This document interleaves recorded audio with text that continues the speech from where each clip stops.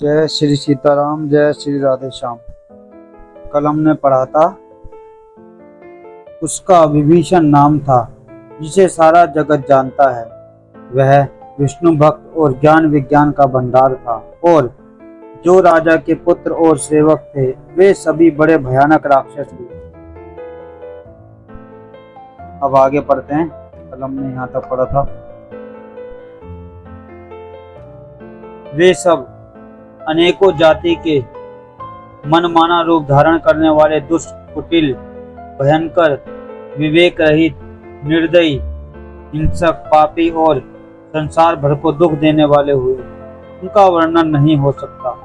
यद्यपि वे पुलस्त ऋषि के पवित्र, निर्मल और अनुपम कुल में उत्पन्न हुए, तथापि ब्राह्मणों के शाप के कारण वे सब पाप रूप हुए। तीनों भाइयों ने अनेकों प्रकार की बड़ी बड़ी कठिन तपस्या की, जिनका वर्णन नहीं हो सकता। उनका उग्र तप देखकर ब्रह्मा जी उनके पास गए और बोले, हे तात, मैं प्रसन्न हूँ, वर मांगो। रावण ने विनय करके और चरण पकड़ के कहा, हे जगदीश्वर, सुनिए, वानर और मनुष्य इन दोनों जातियों को छोड़कर हम और किसी के मारे ना मरे, यह वर दीजिए। शिव जी कहते हैं कि मैंने और ब्रह्मा ने मिलकर उसे वर दिया कि ऐसा ही हो। तुमने बड़ा तप किया है। फिर ब्रह्मा जी कुंभकर्ण के पास गए। उसे देखकर उनके मन में बड़ा आश्चर्य हुआ। जो यह दुष्ट नित्य आहार करेगा तो सारा संसार ही उजाड़ हो जाएगा। ऐसा विचार कर ब्रह्मा जी ने सरस्वती जी को प्रेरणा करके उसकी बुद्धि फेर दी। उसने 6 महीने की नींद मांगी। फिर ब्रह्मा जी विभीषण के पास गए और बोले, हे पुत्र, वर मांगो। उसने भगवान के चरण कमलों में निर्मल, निष्काम और अनन्य प्रेम मांगा। देखो, जो रामायण में कुंभकर्ण है, जो रावण का भाई था, वो भगवान से ये वर मांगना चाहता था कि मैं सिर्फ एक दिन सोऊं और 6 महीने जागा रहूं।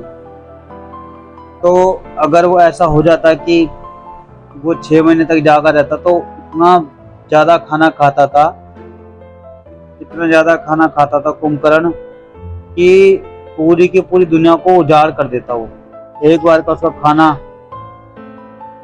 बताते लाखों किलो जलेबी और लस्सियां, दूध, मतलब ऐसे नहीं कि एक इंसान जितना खाता था, क्योंकि बहुत ज्यादा बड़ा शरीर था, राक्षस शरीर हो गया था एक तो, और बहुत ज्यादा विशाल पेट था उसका, बहुत ज्यादा खुराक थी। तो इसलिए भगवान ने सरस्वती जी से मदद मांगी थी, ब्रह्मा जी ने, कि आप इसकी बुद्धि फेर दो, इसकी जुबान पे ये उल्टा बोले, मुझसे जब वरदान मांगे तो उल्टा बोले। तो उसने निंद्रा का वर मांग लेता कि मुझे उसको वो चाहता था कि मेरे को इंद्रासन मिल जाए। मैं एक तो 6 महीने जागू और इंद्रासन का भोग करूं। इंद्रासन मतलब एक पूरे ब्रह्मांड का राजा बन जाऊं, चक्रवर्ती राजा बन जाऊं, मैं चक्रवर्ती राजा से भी ऊपर। मुझे इंद्रासन चाहिए। सरस्वती जी उसकी जुबान पे बैठे, उसकी जुबान फिसल के हो गया, मुझे इंद्रासन चाहिए, मुझे निंद्रासन चाहिए। ब्रह्मा जी ने कहा ऐसा ही हो, तो उसे निंद्रासन मिल गया, वो सोता ही रहता था। तो भगवानों को किसी को भी वर देने में कोई दिक्कत होती नहीं, कोई कुछ भी मांगे चाहे, क्योंकि भगवानों को पता है कि हम इसे कोई भी चीज दे देंगे, 60 या 70 साल से ज्यादा इसे यूज कर पाएगा नहीं। यहाँ की सारी चीजें यहीं पे रह जाएंगी और ये भी यहीं पे रह जाएगा, इसका शरीर, बस खाली इसकी आत्मा जो है वो ऊपर आ जाएगी, हमसे तो खाली वही मिलेगी। तो भगवान किसी को भी कुछ देने में संकोच करते नहीं है, बस वो उस लायक बनना पड़ता है, मेहनत करके। तो अगर आज के टाइम में भी अगर उसे इंद्रासन मिल गया होता, तो रावण से ज्यादा हम कुंभकर्ण की कहानियां पढ़ रहे होते कि इंद्रासन पर बैठ के उसने क्या करा। तो पूरी दुनिया में कोई बचा ही नहीं। इंद्रासन, महाराजा प्रताप बली, सब कुछ वही होता अकेला। तो ये भगवान भी, जो चालाक लोग होते हैं, गंदे लोग होते हैं, उनके साथ चालाकी करने में कोई गलत या पाप नहीं लगता, बट वो भले के लिए होना चाहिए। तो यहाँ पे ऐसे भगवान अपने चरित्रों में कई बार ये चीजें दिखाते हैं। अभी हम आगे पढ़ते हैं।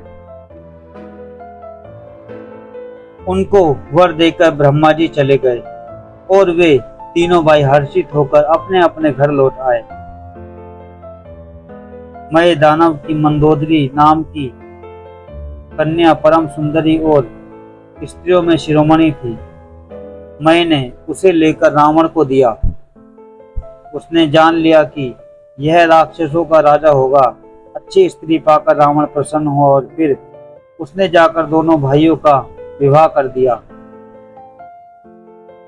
समुद्र के बीच में त्रिकुट नामक पर्वत ब्रह्मा जी का बनाया हुआ एक बड़ा ही भारी किला था। महान मायावी और निपुण कारीगर मय दानव ने उसको फिर से सजा दिया। उसमें मणियों के जड़े हुए सोने के अनगिनत महल थे, जैसे नागकुल में रहने की पाताल लोक में भोगावतीपुरी है और इंद्र के रहने की स्वर्ग लोक में अमरावतीपुरी है। उसमें भी उनसे भी अधिक सुंदर और बांका वह दुर्ग था। जगत में उसका नाम लंका प्रसिद्ध हुआ। उसे चारों ओर से समुद्र की अत्यंत गहरी खाई घेरे हुए थी। उस दुर्ग के मणियों के जड़ा हुआ सोने का मजबूत परकोटा है, जिसकी कारीगरी का वर्णन नहीं किया जा सकता। भगवान की प्रेरणा से जिस कल्प में जो राक्षसों का राजा रावण होता है, वह शूर प्रतापी अतुलित बलवान अपनी सेना सहित उस पुरी में बसता है।